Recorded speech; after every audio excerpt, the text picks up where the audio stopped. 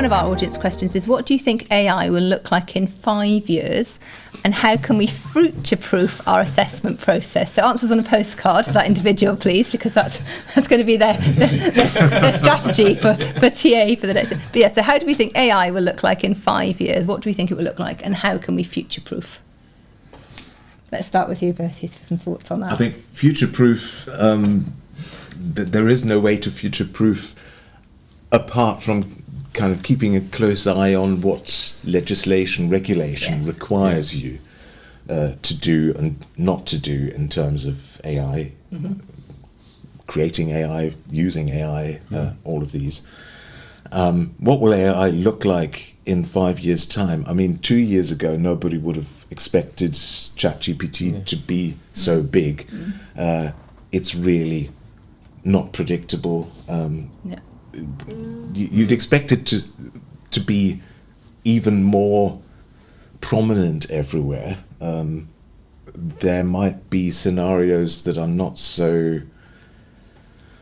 Well, something we don't really want, where AI is used more and more for surveillance purposes, and of course that could be misused also for recruitment, but that's the same problem we had, say, starting in 2009, where big data became a big thing, and we were in a wild west of everyone just thinking, well, we've got all this data, we can use it for everything we want. So it's that ethics piece, and what I'd hope to see in the next 5 years is AI that's much more aligned with our ethical values in societies. So do you think that leads you on to your point around sort of policies being part of the operating model? I think the lack of regulation right now and interpretation is a big challenge. I think this idea of ethicalness and integrity is going to be really, really important. Dark AI will come. There will be more suspicious, sophisticated means. And so we have to equip ourselves with the latest technology. So there will be an explosion of new technology, particularly in the education sector. Apparently in the Silicon Valley, it's a huge growth market right now around AI detection. We don't have true AI detection. A lot of the assessment company providers were caught out when AI, with the proliferation of AI in the student recruitment process. So I think that there will be more technology coming in, there'll be more investment. What I would like to see, I guess for anyone that's listening out there, but what I would like to see is AI being used to help candidates be nurtured in the journey. So maybe job coach. I love the idea of an avatar being a coach. How do you have your own personal career coach in a recruitment process that is aligned to organisational parameters, that helps to build loyalty, advocacy, confidence, soft skills, some of the areas that as a recruiter I would like to do that more. So I think, how do we use and embrace it in a positive way to bring those talent pools through a process that are nurtured and that will also have that stickability to stay in an organisation, and also really encourage that brand loyalty. That brings us on to one of our next questions, actually, which is, how do you think AI can be used to enhance the candidate experience as well? So in terms of it being not just facilitating the TA's experience in the recruitment process, how do we use AI to benefit candidates, to enhance that advocacy, for example, that brand loyalty, or the retention through the assessment process? How do you think we could leverage AI for that? I think there's a number of ways you can do that. I mean, obviously the most obvious way, I suppose, in the short term is using AI to optimise that recruitment process, so that you're helping, you're looking at what works, and as you say, by using certain sort of ways of understanding what for a candidate to perform well in this particular role or in this particular industry or sector, wherever it is, what are we actually looking for, and understanding that maybe a little bit more. So using AI to help with that, but then also helping then tell a story and engage the candidates in more effective ways, so that they, as you say, they almost become like a maybe like a sort of a personal sort of guide through the recruitment process, giving them prompts, helping them along the way to actually give their best of themselves. So ignoring the ChatGPT bit, derived answers, but really authentically, this is who I am as a candidate, and this is, and irrespective of their background and their sort of the historical sort of relevance, it's what can I do to really perform well in this role, so I can expose that to the potential hiring manager or the recruiter. So I'm sure there's ways we can use ChatGPT AI to improve that. I don't know if you've got any thoughts from your student exposure that you have. I mean, how do you think AI could help students through become engaged and have a good experience of recruitment? Is there any bits you'd pick on specifically? I mean, I think that guidance piece, knowing about students' skills, knowing more about what are the desired skills that certain sectors, certain industries have, that can be very helpful. I agree. I think this idea of from early engagement, if you're on campus, for example, you've got a nurtured journey. So we understand through AI what your skill set looks like, and then we can then present those opportunities, because often students, on campus, there's some really great career advisory centres on campus, but there's not many of them, and there's lots of students, and so it's almost a very similar situation to TA. So we have lots of volume and not enough recruiters actually connecting, and having those moments that matter for students. And with COVID, there was a loss of learning, and there's definitely a lack of confidence. We saw students being at least 3 months behind key academic milestones because they were, in some of our assessments, for example, there was a 15%, and this was a cross-industry drop in assessment scores, and this was reported by big assessment providers. So this idea that if you're meeting a candidate and they could effectively talk to you about their skills and have a degree of personalisation, and thereby an organisation could create opportunities to them and signpost those opportunities, build confidence, being more like a career guide, I think would be highly beneficial, because lots of young people just don't have that kind of compass or navigation. They haven't worked in organisations like us for donkey's years, where we know like, oh, HR does this and audit does that, and legal does that and compliance does that. So it's being able to look at a student or a person in terms of the skills and the potential, and what kind of roles might map, or in terms of skills-based hiring, what are their motivations, how can we present those opportunities to them better, things that they would not otherwise have been exposed to. So we can use AI in a really positive way, and also help organisations at the same time by sharing the volume of opportunities they have, rather than restricting it to what the candidate thinks is applicable to them.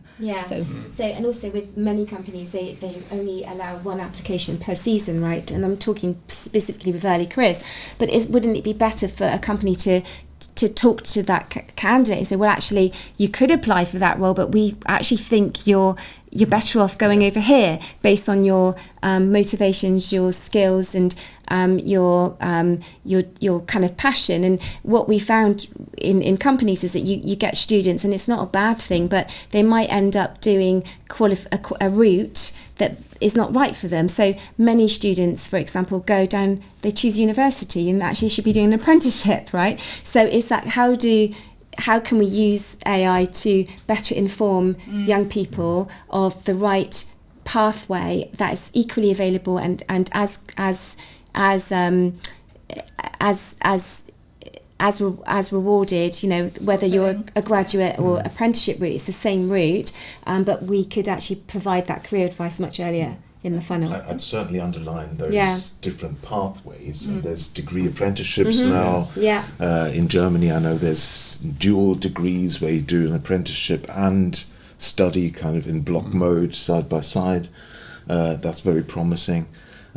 One thing that came to mind is when we talk about traditional recruitment processes as well as AI-informed ones, when we talk about skills, this really is something where we might miss out on talent that hasn't proven their skills yet. And this is where, in a traditional interview or some other in-person assessment, especially in teams, some people might unlock skills that they weren't even aware of.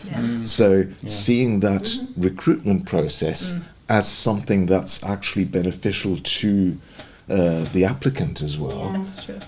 Is something that we're Providing losing by. feedback. I think for me, I always think that like young people deserve feedback, and it needs to be meaningful. So how again can AI be used to present feedback that matters, that will actually help that person be redirected, not rejected, because that also has an ongoing impact to confidence, particularly with certain demographics. So it's how do you actually use it to drive value and to give that person more insight of themselves and to better equip themselves for the future.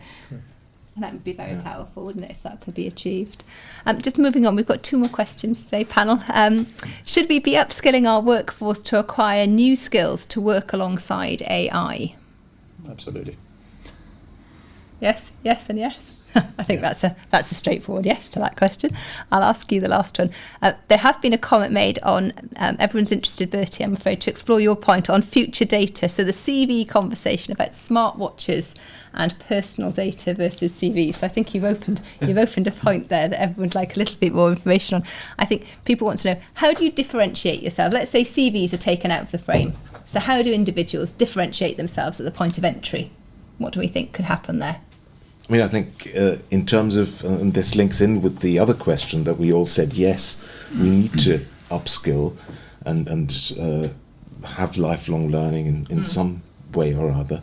I think we need to probably move away from this idea that the STEM subjects and technology is all that matters, because that is something where AI will be good at and better than us. If you just put a mathematical equation into a computer, it'll probably come up with a solution much, much faster than a human being, at least if it's not something super complicated. But those other skills that make life worth living, communication, kind of emotional intelligence, living in a context, creativity as such. A lot of people claim AI can be creative. I don't think that is true. I think there are other values that humans have and that should play a role in defining creativity.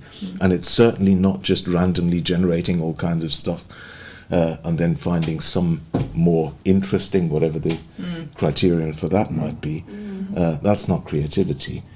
And kind of nurturing those skills, I think that is something that we definitely need to focus on. It's interesting because it brings us, doesn't it, to the topic which isn't for today, but which is around sort of the future of work and future-proof skills. And as we've alluded to, the fact that half or just over half of roles haven't yet been created. So how do we hire for the future? I'm not going to go into and open that up this afternoon, this morning, but I think potential is the big one. So it's this side, to your point, Bertie, it's around.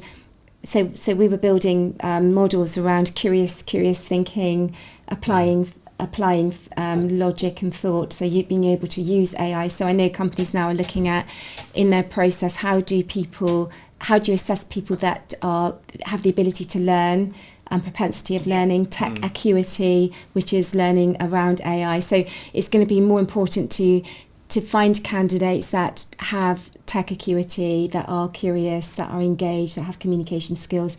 The soft skills now being the new hard skills. They have to be with AI because hard skills AI can do. And I think it's really a good point about the STEM as well. So the differentiator are things like motivation. I call it passion, affinity, purpose, right? So how do you align your purpose? How do we assess on purpose?